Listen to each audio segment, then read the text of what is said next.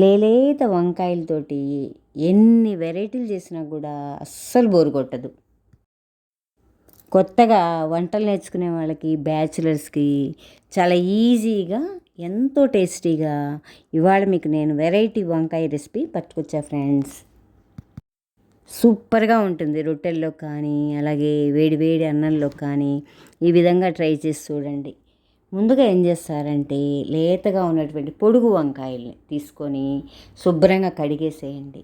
తర్వాత సన్నగా కోలగా పొడుగ్గా ఈ విధంగా కట్ చేసేసేయండి. ముక్కలన్నీ కూడా పుచ్చులు లేకుండా నీళ్ళల్లో వేసేసి మొత్తం కూడా పక్కన పెట్టేసుకోండి.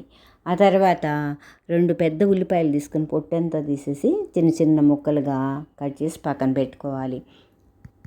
తర్వాత స్టవ్ వెలిగించి కడాయి పెట్టి కాస్త ఆయిల్ వేసి, ఆయిల్ వేడెక్కగానే 1 స్పూన్ మినప్పప్పు, 1 స్పూన్ శనగపప్పు వేసేసి కాసిని ఆవాలు వేసి వేయించేసేయండి మాడకుండా పోపు అంతా కూడా. అందులో ఉల్లిపాయ ముక్కలు వేసేసి పచ్చివాసన అంతా పోయేటట్టుగా సన్నని మంట మీద వేయించేసేయండి. ఆ ఉల్లిపాయ ముక్కలు వేగంగానే వంకాయ ముక్కలు వేసేసి రుచికి తగ్గ సాల్టు, చిటికెడు పసుపు వేసేసి బాగా కలిపేసేసి సన్నని మంట మీద మూత పెట్టేసి మగ్గనివ్వండి.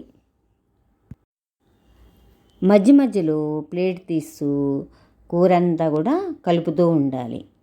ఈలోగా మిక్సీ జార్లో 5-6 పచ్చిమిర్చి, చిన్న అల్లం ముక్క, అలాగే 1 స్పూన్ జీలకర్ర, కొంచెం చింతపండు, కాసిన కొబ్బరి ముక్కలు వేసేసి, అలాగే అరకట్ట కొత్తిమీర కూడా వేసేసి మెత్తగా గ్రైండ్ చేసి పక్కన పెట్టుకోండి.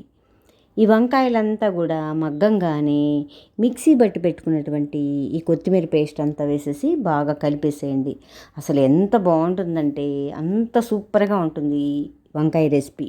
తప్పకుండా ట్రై చేయండి. ఆ కూరంతా కూడా కలిపేసేసి చివరగా స్టవ్ ఆఫ్ చేసేసి ఒక ప్లేట్లో సర్వ్ చేసుకోండి. Thank you. Please like, share and subscribe.